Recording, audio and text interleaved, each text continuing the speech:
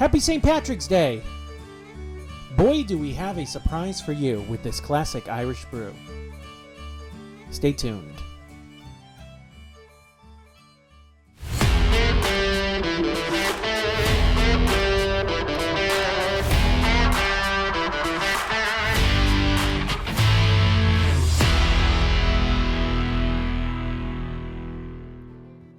What's up, and welcome back to another episode of Beers That Fits. I'm your host, Rob Fitz. It's the most wonderful time of the year where we celebrate Patrick, whom almost everyone calls St. Patrick. Although he was never canonized by the Catholic Church, he was born into a wealthy family in AD 387 in Kilpatrick, Scotland. His real name was Maewyn Sacat. It was his extensive missionary work in Ireland for which Patrick is famous for. During the 30 years of work in Ireland, he supposedly converted over 135,000 people, established 300 churches, and consecrated 350 bishops. Patrick died on March 17th, 461. For over a millennium, the Irish have celebrated St. Patrick's Day on March 17th.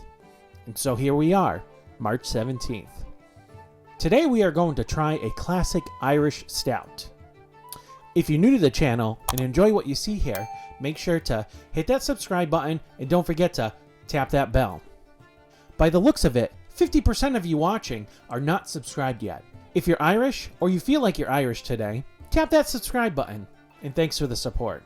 Okay, so a little history of the brewery we're going to talk about today. If you haven't guessed it yet, you surely will very soon. In 1759, at the age of 34, Arthur Guinness signed a lease for the St. James Gate Brewery in Dublin, Ireland. He leased the brewery for 9,000 years at an annual rate of £45. The brewery was only 4 acres in size, disused and had little brewing equipment. Despite this, Arthur quickly built up a successful trade, and by 1769, he had began to export his beer to England. Fast forward to today, Guinness is available in over 150 countries around the world, and 10 million glasses are enjoyed daily. Nevertheless, let's get to the beer.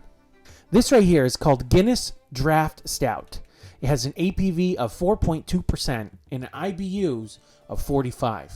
This has to be one of my all-time favorite dark beers. There is nothing like a good old Guinness. My wife and I took our honeymoon in Scotland and had to come through Dublin on our way home. We stayed there for 2 nights and had to visit the Guinness factory at St. James Gate. It was literally in walking distance from where we were staying. What a great tour, and at the end, we learned how to pour a proper Guinness from the tap. Check out this can. This is one of their collectible cans, celebrating the famed Guinness campaigns of the 1930s and the 1950s. I just love this. Just classic. Okay, let's get this thing cracked open. Here goes nothing.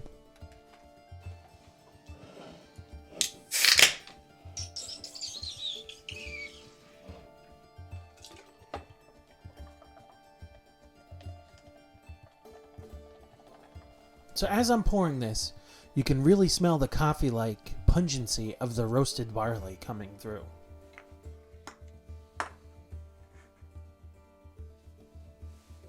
I love when you're pouring it right. You get that volcano cloud erupting throughout the beer. It's just so cool.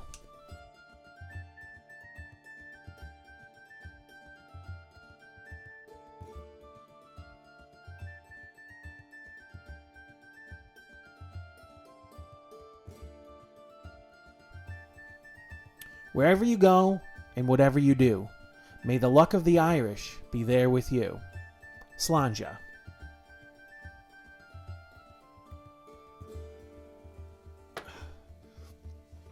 Okay, so Guinness. It has a malty sweetness and a hoppy bitterness with notes of coffee and chocolate.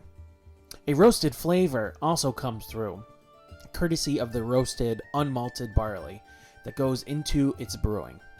It has a sweet nose with hints of malt breaking through, and its palate is smooth, creamy, and balanced. Velvety, you might even say.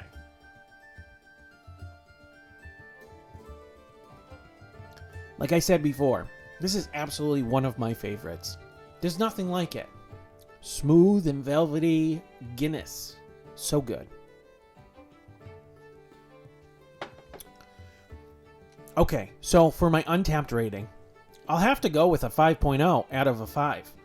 I don't give this score out much, but for this one, I have to. There's nothing like a good old Guinness. Oh, and by the way, the Guinness out in Ireland, it is just so much smoother, so much better. The beers that they have here in America, they put these preservatives in it that really affects the flavor. Don't get me wrong. This brew right here that was brewed in America is delicious. Absolutely, hands down, delicious. But when you go to Ireland and go to Dublin and you taste their Guinness, there's definitely something different. There's nothing like it. If you'd like to follow me on Untapped and see the brews I've rated before, I put the link down in the description. Guinness is available in over 150 countries around the world. Just walk into your local package store or beer store and ask, "Where's my Guinness?" Alright, my friends, that's all the time I have for you today. Happy St. Patrick's Day. Thank you so much for watching. Let me know in the comments below what other kinds of beers you'd like me to try. And if you enjoyed this episode, most definitely give it a thumbs up. And I'll see you next time on Beers That Fits. Stay crafty, my friends.